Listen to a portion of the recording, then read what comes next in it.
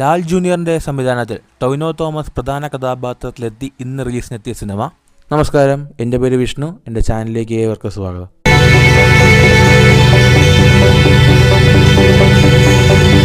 നടിഗർ എന്ന സിനിമയുടെ റിവ്യൂ ആയിട്ട് വന്നതല്ല. നടിഗർ എന്ന സിനിമയുടെ എൻ്റെ ഒപ്പീനിയനാണ് ഞാൻ ഇവിടെ പറയാൻ പോകുന്നത്. നിങ്ങളുടെ അഭിപ്രായങ്ങൾ തീർച്ചയായിട്ടും താഴെ കമൻറ്റ് ബോക്സിൽ രേഖപ്പെടുത്തുന്നു വിശ്വസിക്കുന്നു. നടിഗർ ഈ സിനിമയെക്കുറിച്ച് പറയുന്നതിന് മുമ്പ് ഫസ്റ്റ് ഓഫ് ഓൾ ഈ സിനിമയുടെ ടൈറ്റിൽ കാർഡിൽ നിന്ന് തുടങ്ങാം. നോക്കുകയാണെങ്കിൽ പഴയ കാലത്ത് സിനിമയുടെ ടൈറ്റിൽ കാർഡൊക്കെ എങ്ങനെ എഴുതിയിരുന്നു ആ ഒരു തരത്തിലായിരിക്കും സിനിമയുടെ ടൈറ്റിൽ കാർഡ് എഴുതി വന്നിട്ടുണ്ടാവുക. ഓരോ കാലഘട്ടത്തിനനുസരിച്ച് അത് എങ്ങനെയൊക്കെ മാറിയോ ആ ഒരു ട്രാൻസിഷനും ആ ടൈറ്റിൽ കാർഡിൽ കാണിച്ചിട്ടുണ്ടാവും. വളരെ ഇൻട്രസ്റ്റിംഗ് ആയിട്ട് തോന്നി. അതുപോലെ തന്നെ ആ ബാക്ക്ഗ്രൗണ്ട് സ്കോറിലും ആ പഴയ കാലത്തുള്ള മ്യൂസിക് വന്നതും വളരെ നല്ലൊരു ട്രാൻസിഷനായിട്ട് ഫീൽ ചെയ്തു. അതുപോലെ തന്നെ സിനിമ തുടങ്ങുന്നതിന് മുമ്പ് തന്നെ പ്രേം നസീർ സാറിൻ്റെ ഒരു പഴയകാല ഇൻ്റർവ്യൂ കാണിച്ചാണ് തുടങ്ങുന്നത്. ഒരു നടൻ എങ്ങനെയായിരിക്കണം, ഒരു സ്റ്റാർ എങ്ങനെയായിരിക്കണം എന്ന് അദ്ദേഹം പറയുന്ന ഒരു പഴയകാല ഇൻ്റർവ്യൂ കാണിച്ചായിരിക്കും സിനിമ തുടങ്ങിയിട്ടുണ്ടാവുക. അപ്പോൾ നടിഗർ എന്ന സിനിമയെ സംബന്ധിച്ചിടത്തോളം സിനിമ ഒരു ആവറേജ് എക്സ്പീരിയൻസ് ആയിരുന്നു എനിക്ക് പേഴ്സണലി സമ്മാനിച്ചത്. ആവറേജ് എന്ന് പറയാൻ കാരണം ഈ സിനിമയുടെ ഹ്യൂമേഴ്സ് എനിക്ക് നന്നായിട്ട് വർക്കൗട്ട് ആയിട്ടുണ്ടായിരുന്നു. അതുകൊണ്ട് മാത്രമാണ് ആവറേജ് എന്ന് പറയാനുള്ള കാരണം. പടത്തിൻ്റെ അകത്തുള്ള എല്ലാ ആക്ടേഴ്സും വളരെ നല്ല പെർഫോമൻസ് തന്നെയാണ് കാഴ്ചവെച്ചത്. ടൊവിനോ തോമസ് ആയിക്കോട്ടെ, ബാലു വർഗീസ് ആയിക്കോട്ടെ, സുരേഷ് കൃഷ്ണ ആയിക്കോട്ടെ, കുറച്ച് നേരത്തേക്ക് വന്ന ഇന്ദ്രൻസ് ആയിക്കോട്ടെ, ഷൈൻ ടോം ചാക്ക ആയിക്കോട്ടെ, അനൂപ് മേനോൻ ആയിക്കോട്ടെ, ഭാവന ആയിക്കോട്ടെ, എല്ലാവരും വളരെ നല്ല പെർഫോമൻസ് കാഴ്ചവെച്ചൊരു സിനിമ തന്നെ ആയിരുന്നു. ആൻഡ് ഈ സിനിമയെക്കുറിച്ച് പറയാൻ നേരത്ത് ഡേവിഡ് പണിക്കൽ എന്ന് പറയുന്ന കഥാപാത്രമാണ് ടൊവിനോ വരുന്നത്. ഒരു ഇൻകൺസിസ്റ്റൻസി ഇല്ലാത്തൊരു കഥാപാത്രമായിട്ട് എനിക്ക് പേഴ്സണലി ഫീൽ ചെയ്തു. ഒരു സ്റ്റാറാണ്, പക്ഷേ കുറച്ച് ദുശീലങ്ങളൊക്കെ ഉള്ളൊരു സ്റ്റാറാണ്.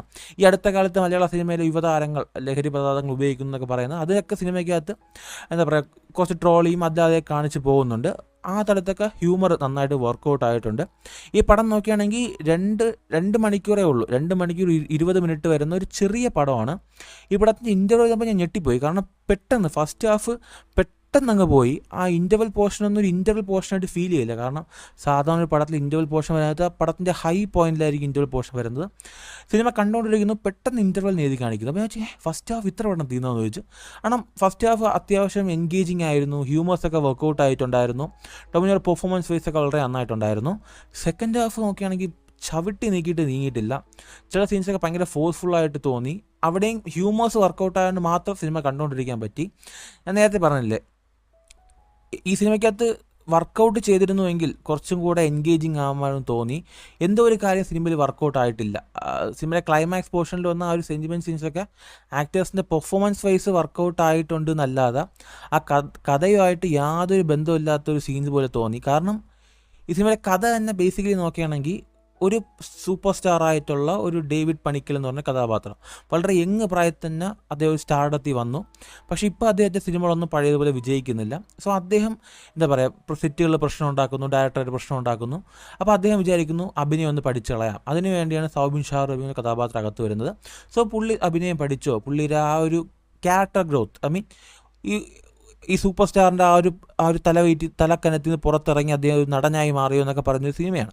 അതിന് അദ്ദേഹത്തിൻ്റെ ആ ഒരു ഫ്ലാഷ് ബാക്ക്, അദ്ദേഹത്തിൻ്റെ അമ്മ ഉപേക്ഷിച്ച മകൻ, അനാഥനായ മകൻ, അതൊക്കെ വരുന്നുണ്ടെങ്കിലും ഈ ഒരു കാലഘട്ടത്തിൽ ഇതുപോലെ ഇൻഫ്ലുവൻഷ്യൽ ആയിട്ടുള്ള ഒരു സൂപ്പർ സ്റ്റാറിന്, ഒരുപാട് പ്രതിഫലം വാങ്ങിക്കുന്ന ഒരു സൂപ്പർ സ്റ്റാറിന് തന്നെ ഉപേക്ഷിച്ച് പോയ അമ്മയെ കണ്ടുപിടിക്കാൻ കഴിയില്ല എന്നൊക്കെ പറയുന്നത് അത് ഭയങ്കര ഇല്ലോജിക്കലായിട്ട് ഫീൽ ചെയ്തു.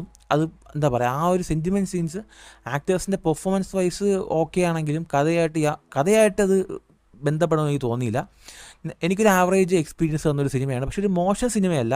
പടത്തെ ടെക്നിക്കൽ സൈഡ് വളരെ നന്നായിട്ടുണ്ട്. സിനിമോട്ടോഗ്രാഫി വളരെ നന്നായിട്ടുണ്ടായിരുന്നു. സിനിമയുടെ ആക്ഷൻ കൊറിയോഗ്രാഫിയൊക്കെ നന്നായിട്ട് എടുത്തുകൊണ്ട് പോയിട്ടുണ്ട്. പടത്തെ കോസ്റ്റ്യൂംസ്, അങ്ങനെയുള്ള ടെക്നിക്കൽ സൈഡും സിനിമയുടെ ബാക്കിയുള്ള കാര്യങ്ങളൊക്കെ വളരെ നന്നായിട്ട് എടുത്തുകൊണ്ട് പോയിട്ടുണ്ട്. സിനിമ ഒരുപാട് കാര്യങ്ങൾ എന്തിനു വേണ്ടി നടക്കുമ്പോൾ ഫീൽ ചെയ്തു. ഇപ്പോൾ ഒരു ഫൈറ്റ് സീൻ വരുന്നുണ്ട്, ഒരു ബാറിൽ ഫൈറ്റ് സീൻ നടക്കുന്നുണ്ട്. അത് ഫൈറ്റ് സീൻ എന്തിനു വന്നെന്ന് എനിക്കറിയത്തില്ല. പക്ഷേ അത് കണ്ടുകൊണ്ടിരിക്കാനുള്ള രസമുണ്ടായിരുന്നു. ഹ്യൂമർ കലർന്നൊരു ഫൈറ്റ് സീനായിരുന്നു. നന്നായിട്ട് കൊറിയോഗ്രാഫി ചെയ്തിട്ടുണ്ട്. ഭാവനയിലേക്ക് നല്ല പെർഫോമൻസ് ഉണ്ടായിരുന്നു. ഭാവന ടൊവിനോ കോംബോ ഒക്കെ വളരെ നന്നായിട്ട് എടുത്തുകൊണ്ട് പോയിട്ടുണ്ട്. സൗബിൻ അതുപോലെ തന്നെ ടൊവിനോ കോമ്പിനേഷൻ കൊള്ളാം. പക്ഷേ അത് ചിലയിടത്ത് വർക്കൗട്ടായി, ചിലയിടത്ത് വർക്കൗട്ടായില്ല. പക്ഷേ സൗബിൻ വന്ന സീനൊക്കെ വളരെ നന്നായിട്ട് കണ്ടുകൊണ്ടിരിക്കാൻ എൻഗേജിങ് ആയിട്ട് ഫീൽ ചെയ്തു. അപ്പോൾ ഞാൻ നേരത്തെ പറഞ്ഞ പോലെ ഒരു ആവറേജ് അനുഭവമാണ് ഈ പടം എനിക്ക് പേഴ്സണലി തന്നത്. ഇവിടുത്തെ ഹ്യൂമേഴ്സൊക്കെ വർക്കൗട്ട് ആയത് കൊണ്ട് മാത്രമാണ് അങ്ങനെ എനിക്ക് പേഴ്സണലി വന്നത്. ഈ സിനിമയ്ക്കകത്ത് ആക്ച്വലി ഒരു ഉദയനാണ് താരം കണ്ടൊരു ഫീലുണ്ട്. ഒരു ഉദയനാണ് താരത്തിൻ്റെ വേറൊരു വേർഷൻ കണ്ടൊരു ഫീലുണ്ട്. പക്ഷേ കംപ്ലീറ്റ് ആയിട്ടൊരു സാറ്റിസ്ഫാക്ഷൻ തരുന്നില്ല എന്നാണ് സത്യം. നിങ്ങളുടെ അഭിപ്രായങ്ങൾ തീർച്ചയായിട്ടും നിങ്ങൾ താഴെ കമൻറ്റ് ചെയ്യുമെന്ന് പ്രതീക്ഷിക്കുന്നു. മറ്റൊരു ദിവസം മറ്റൊരു കാണാം. അതുവരെയും ബൈ.